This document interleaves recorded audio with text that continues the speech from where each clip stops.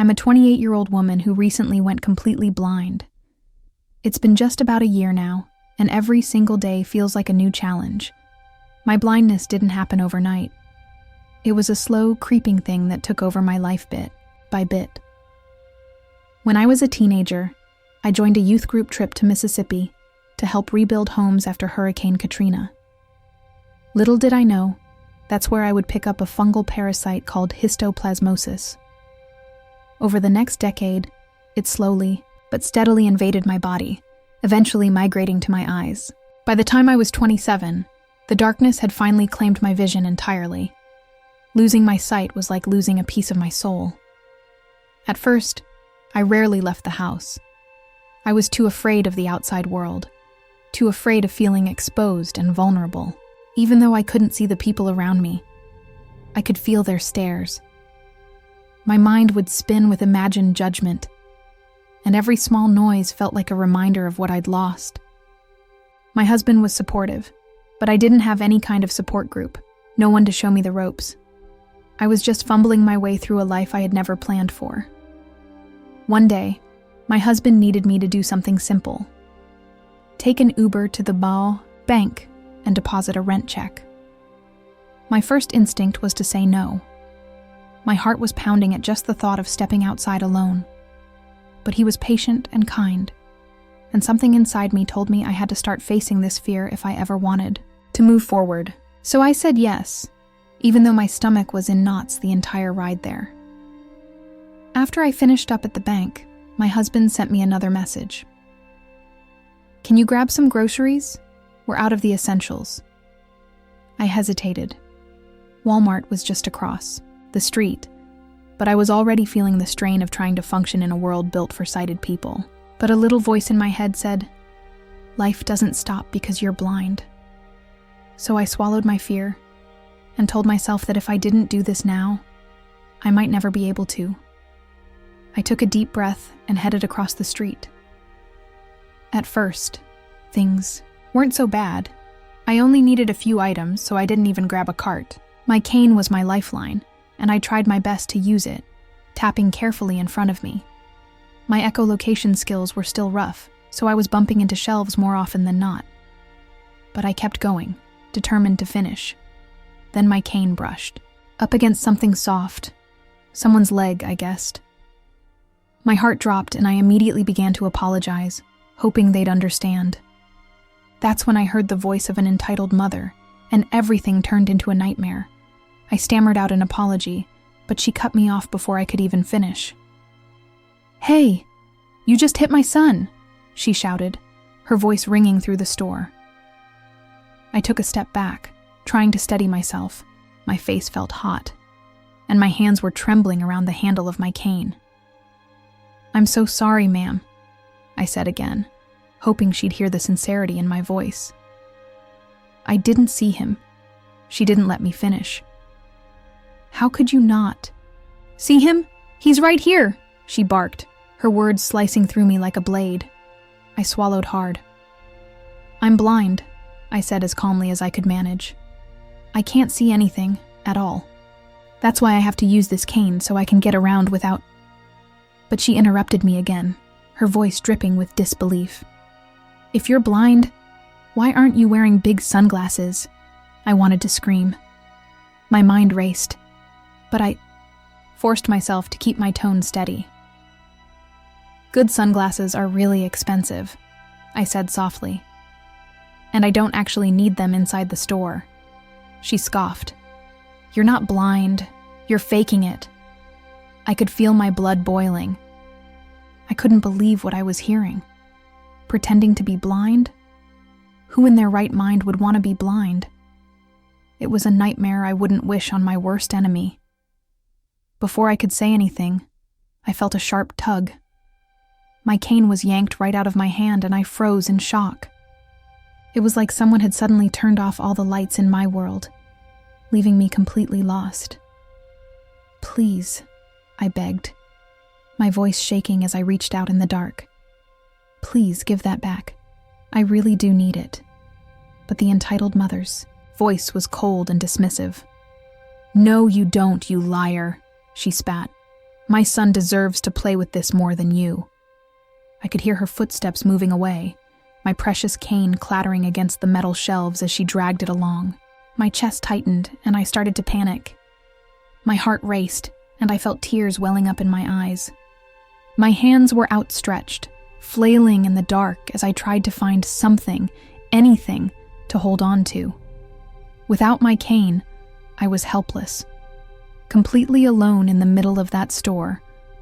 I stood there, frozen and trembling, my mind racing with fear and anger.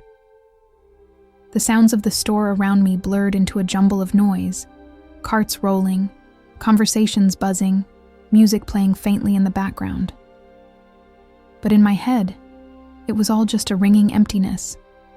My breath came in short gasps, and my hands wouldn't stop shaking. I took a shaky breath and tried to orient myself, but the disorientation was too much. My hands kept reaching out, desperate to touch something solid. I felt my legs start to buckle, and before I knew it, I stumbled right into a towering display of cereal boxes. They toppled around me, boxes bouncing off my arms and shoulders, the soft thud of cardboard echoing in my ears like distant thunder. I curled up on the floor, hugging my knees as I felt hot tears spill down my cheeks. My world was pitch black, and I could feel every breath hitching in my chest. The embarrassment, the fear, the overwhelming vulnerability. It all crashed into me at once. I pressed my forehead to my knees and tried to block out the sounds. But the world wouldn't stop spinning in that moment. All I could think about was how small and helpless I felt. It was like the darkness was pressing down on me, suffocating me with its weight. My mind replayed the entitled mother's voice over and over, each word sharper and crueler than the last. My heart was pounding so hard I thought it might burst. And then, out of the chaos, I felt a strong, warm hand on my shoulder. The man's voice was calm but firm, cutting through the noise like a lighthouse in a storm. "Hey, are you okay? Just stay right here, okay?" I could only nod, my throat too tight to speak. His voice felt like an anchor in the swirling storm of my thoughts. I heard the sound of his heavy footsteps striding away, and even that gave me a sliver of comfort, knowing that someone cared enough to help me. Seconds stretched into what felt like hours as I sat there, shaking and crying. My cane, my one source of security, was gone, and I felt like I was sinking deeper into the darkness. The hum of the store faded into the background, replaced by the pounding of my heartbeat in my ears. Then, suddenly, a loud crash rang out across the store, followed by a deep rumbling shout. It sounded like the man had transformed into some kind of giant, his voice booming with fury. My heart skipped a beat. Part of me was scared, but another part felt safe, like someone had finally stood up for me when I couldn't stand up for myself. Moments later, the man was back. He knelt beside me and pressed the familiar curve of my cane into my hand. Relief flooded through me, and I clutched it like a lifeline. My fingers traced the handle, grounding me in the here and now. Thank you so much," I managed to whisper, my voice hoarse from crying. "Don't mention it," he said, his tone gentle but strong. "People like that don't deserve to get away with this." He helped me to my feet, his hand steady and sure, and gathered the groceries I'd dropped when I fell. Each motion felt deliberate, like he wanted to show me that I wasn't alone, that I still had worth even if I couldn't see the world around me. As he guided me out of the store, I realized that even though the world can be a dark place, even literally for me, there are people out there who shine like beacons of kindness. And in that moment, I knew that the darkness could never truly swallow me whole, because there was always someone willing to light the way. With his hand steadying my arm, we walked slowly through the store. Each step felt like a mountain I had to climb, but having him there beside me gave me a newfound strength. The familiar, rhythmic tap of my cane on the floor brought a fragile calm to my heart. We stopped for a moment so I could catch my breath. My hands still trembled and I felt my cheeks warm with embarrassment. I don't know how to thank you enough, I said quietly, still overwhelmed by everything that had happened. He gave my arm a reassuring squeeze. No need to thank me. Some people just don't know how to show empathy, he replied. His voice had a quiet confidence that was oddly comforting. I nodded, even though he couldn't see it. It's not just about empathy. It's that they saw me as an obstacle. Like I wasn't even human, I whispered. He paused for a moment and then said, I know, but you are, and you're stronger than you think. His words settled over me like a protective cloak. I let out a shaky breath and straightened my shoulders, feeling a small spark of determination in my chest. As we reached the checkout, the cashier looked up in surprise at the sight of the tall man with the blind woman clutching her cane like a lifeline. She didn't say anything, but I could feel her eyes on me, and for once, I didn't feel small. Held my head a little higher, even as my hands fumbled for my wallet. The man waited patiently, never rushing me or making me feel like I was a burden. When we finally left the store, the fresh air outside hit my face like a gentle reminder that the world was still out there, waiting for me to be a part of it. The man walked with me to the curb, making sure I was safely settled into my Uber before he let go of my arm. As the car pulled away, I turned my head in his direction, even though I couldn't see him. Thank you, I said one last time, the words heavy with meaning.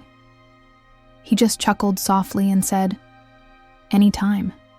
And remember, you're never truly alone, even when it feels that way. The Uber ride back home was quiet, but my mind was buzzing with everything that had happened. I could still feel the phantom weight of that woman's hand yanking away my cane, and the way I'd curled up like a child, afraid and exposed in the middle of a crowded store. But alongside that fear, there was also a warm glow of gratitude, a light that refused to go out, no matter how hard the world tried to snuff it. I thought about the man's final words as the car hummed softly around me. You're never truly alone. When I got home, I collapsed onto the couch, my cane still, clutched tightly in my hands. My husband rushed over, his voice tight with worry. What happened? Are you okay? I took a moment to steady my breathing before I told him the whole story. His face shifted from shock to anger to something else entirely. A quiet pride, maybe, or relief that I'd made it through. You're incredible, he said when I finished. I can't believe you went through all of that and still managed to get the groceries and come home safe. I laughed a little, the sound shaky, but real. I didn't have much of a choice, but there was this man. He helped me. I don't even know his name, but he was like a lighthouse in the dark. My husband squeezed my hand. I'm just glad someone was there for you. I nodded slowly, feeling the weight of the day finally settle in my bones. But even as exhaustion pulled at me, there was a flicker of something new.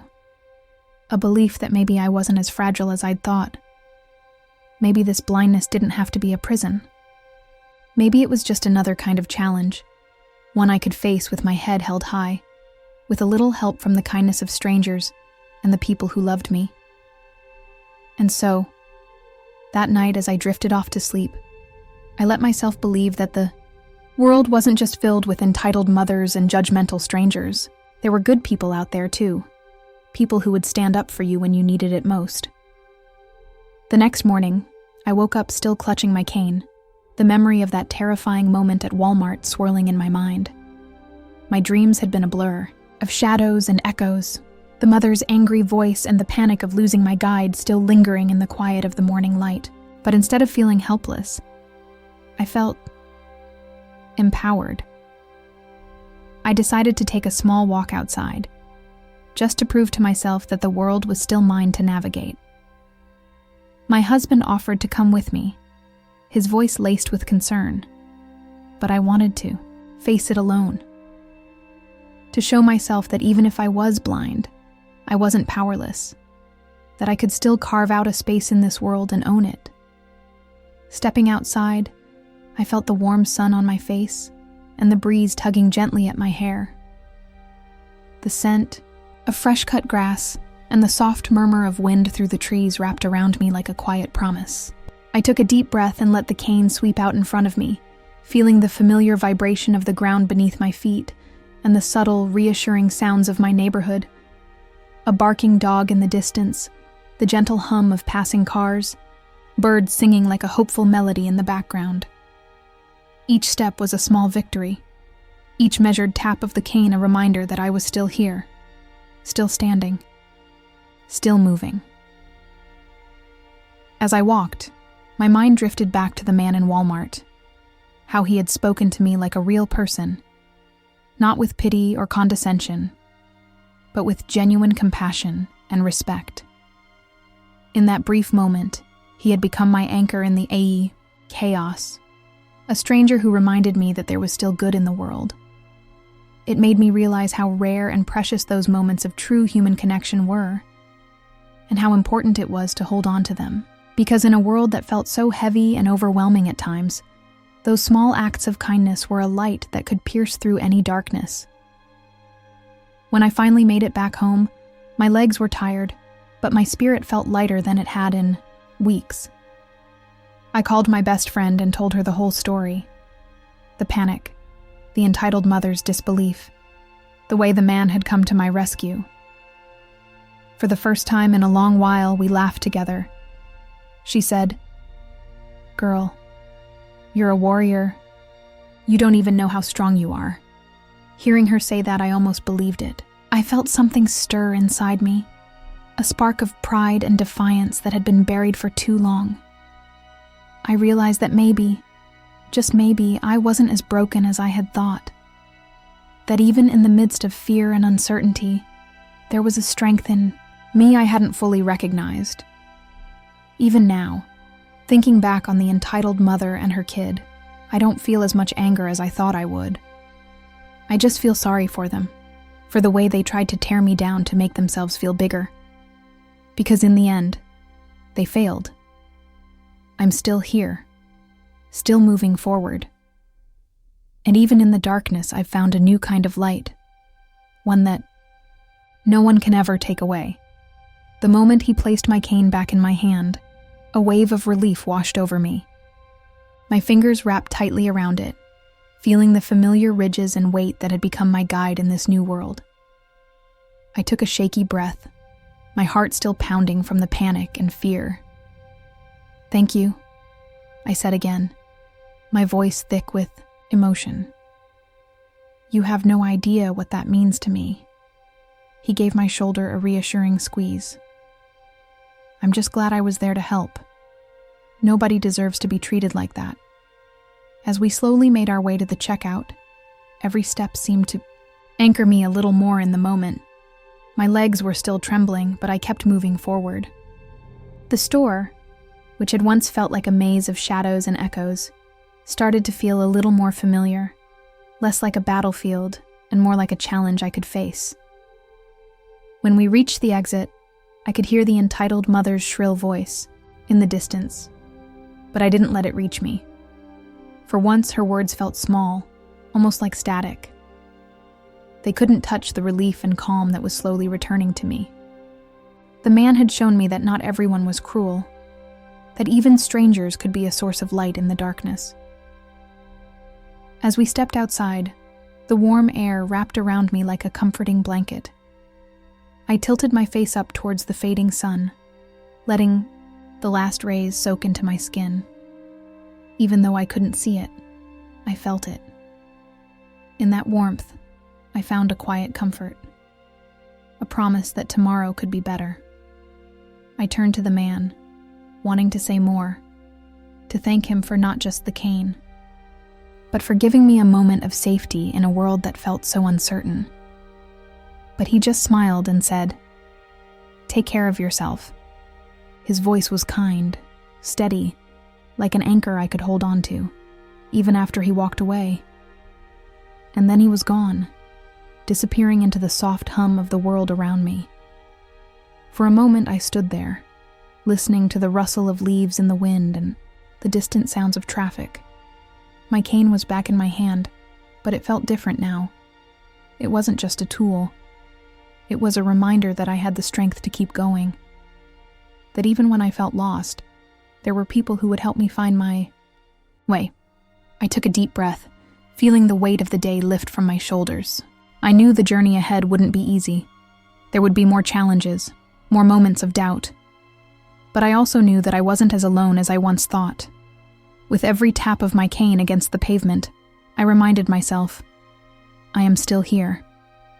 I am still strong, and no matter how dark it gets, I will keep moving forward. Because even in a world without sight, there is always light to be found. In the kindness of a stranger, in the strength of my own spirit, and in the quiet moments when I choose to hope. And as I took my first steps home, I knew that no matter what happened next, I was ready.